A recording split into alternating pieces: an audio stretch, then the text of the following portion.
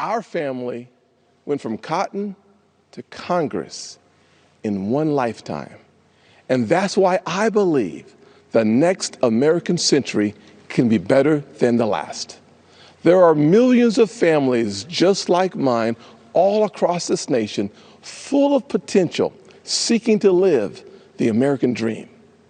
And I'm here tonight to tell you that supporting the Republican ticket gives you the best chance of making that dream a reality.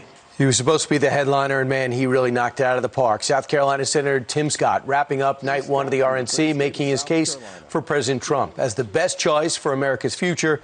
He joins us right now. Senator, what did you hope to accomplish with your speech, and how are the reviews coming in about it? Because what I'm hearing from almost every channel is rave reviews.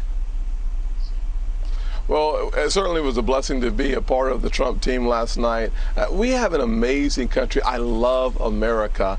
And today is my grandfather's 99th birthday. And I was thinking back about all the lessons I learned from that amazing man. And one of the lessons he taught me was to lean into my country, to lean into what I believed in. And I think without any question, President Trump has kicked off this convention by leaning in on the American family, wanting them to be passionate and to be expectant about what's possible in our future. And that's one of the reasons why I wanted to talk about the next American century. If we have the right policies and the right person leading the country, we will break into a full speed ahead approach, a warp speed ahead, because the best is yet to come. You know, from Charlottesville to the civil unrest we're seeing here to George Floyd, the president and you two have connected on some of the most critical moments over the last 3.5 years. What's the president like behind the scenes? Because a lot of people seem to have a knee-jerk reaction, like Bernie Sanders, and say he's the most racist president we've ever had. And that's certainly the impression I got from watching the DNC last week. What do you know?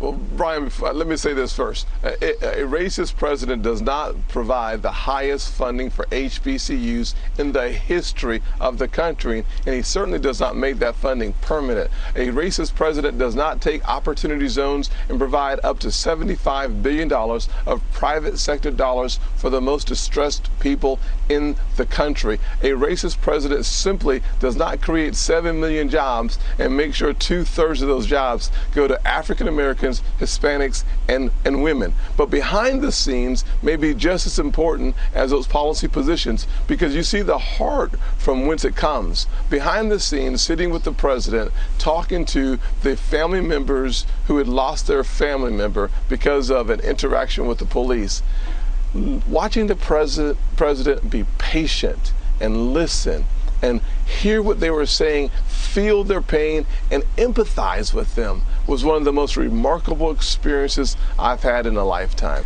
Our president sat there for over an hour and listened to the victims' families. And that's the kind of president, the heart of what it makes to be a good president. And by the way, there were no cameras there. You told me that offline, that you were moved by how the president moved and was a listener. Real quick, we have another situation now in Wisconsin.